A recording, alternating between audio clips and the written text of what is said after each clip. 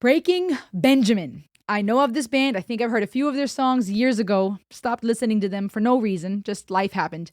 And a few of you have been mentioning it here and there in the comments. And anytime I hear that name, I think that's right. I think I've heard their music before, but I haven't listened in forever. And there is a song, a brand new song, ladies and gentlemen, called Awaken. Hey everybody, welcome to the Ultimate YouTube channel. It's your girl, Rosalie. This is so freaking powerful. Guess what time it is? Let's keep this short and simple, but I had to come on here. So often we're stuck in our own little world, but it's all so much bigger than we realize. Breaking Benjamin. Go check it out. Let's listen to it together. Here we go. That giant bone skeleton. That looks dope.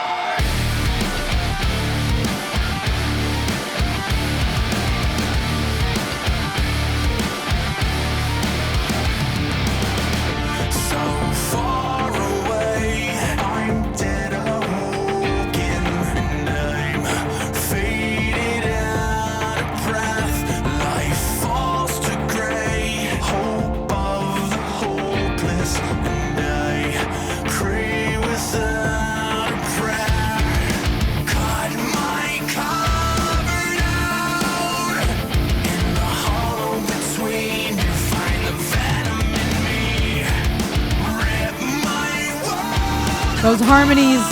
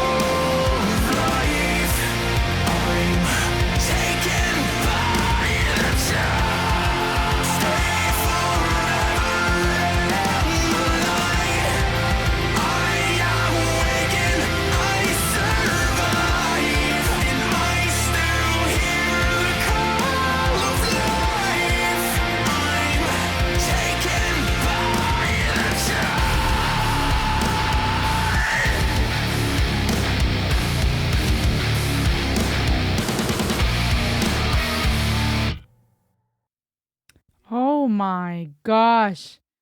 Oh my gosh. I have all kinds of thoughts about this one. Isn't Breaking Benjamin Isn't Breaking Benjamin a Christian band? No, Breaking Benjamin is not a Christian band. I thought that they may be Christian because they're, related bands or similar bands are Skillet, 3 Days Grace, which are Christian. Evanescence, not Christian.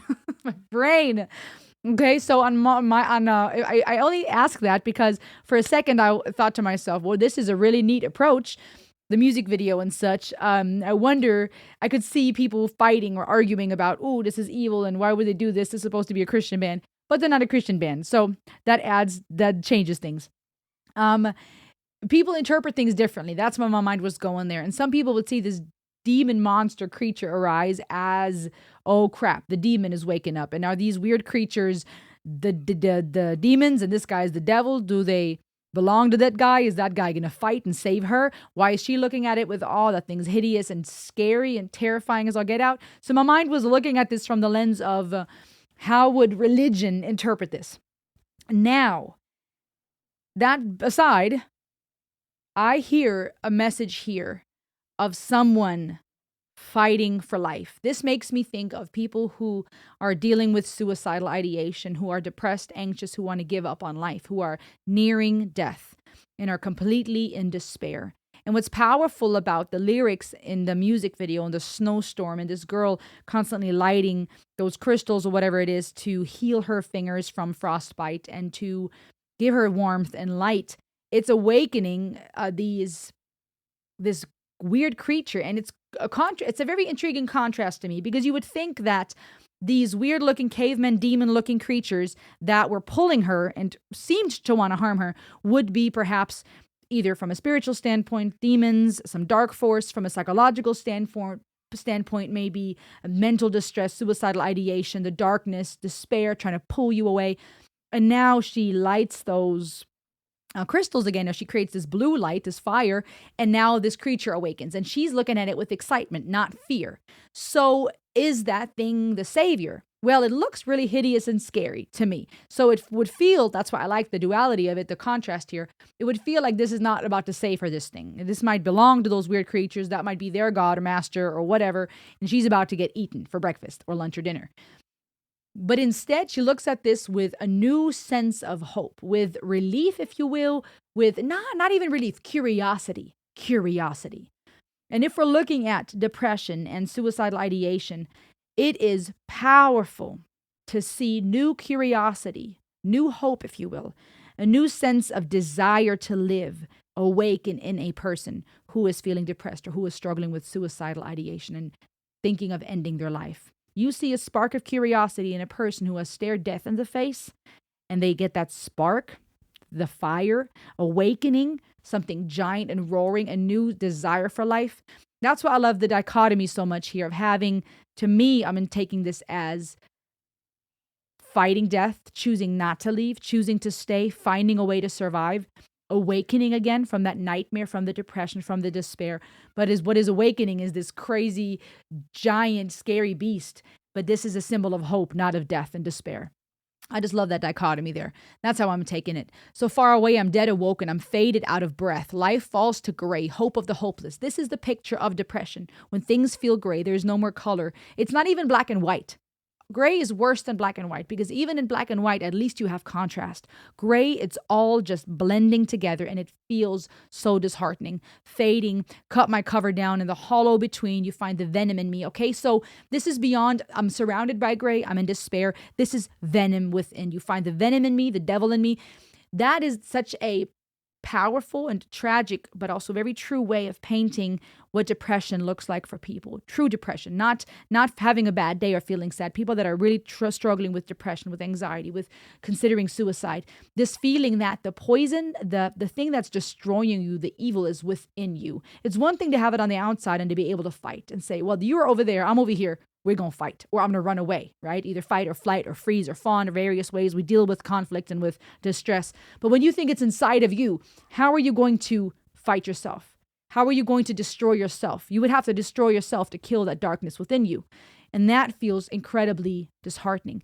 And so here, the way he screams, even the crescendo of the music, the whole composition, the fierceness, the badassery, just fueling a fire as she's literally lighting this stuff around her to heal herself. And as she's turning into black, literally her fingertips frostbite, right? The snow, the mountains. But also such a powerful picture of how that creeps in, the depression and the despair just slowly taking over.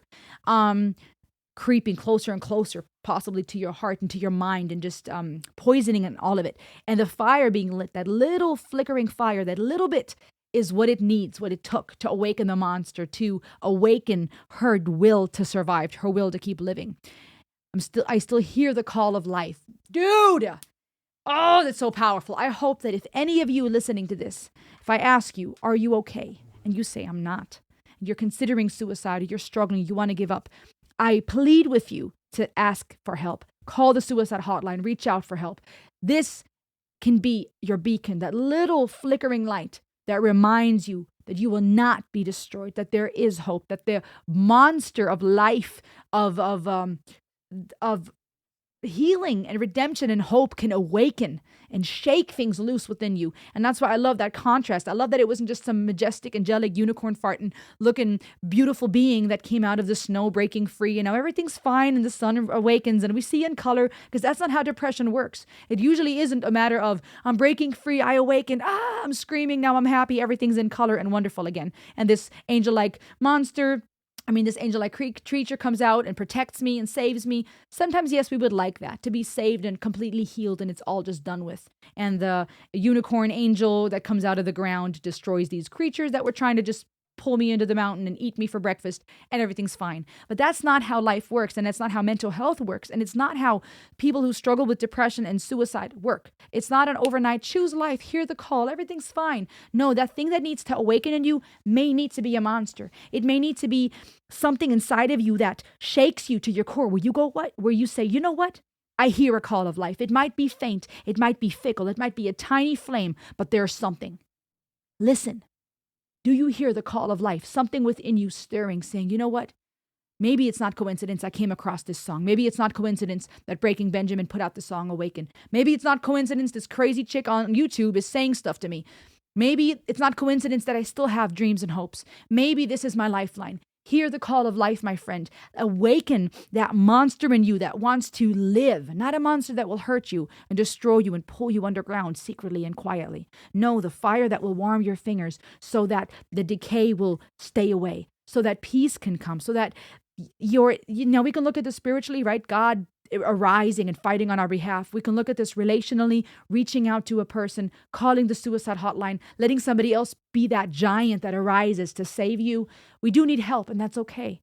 And sometimes we also need to let that giant, let me not even say monster, because that could also still imply something negative. Let that giant, that roaring giant arise in you, slowly but surely.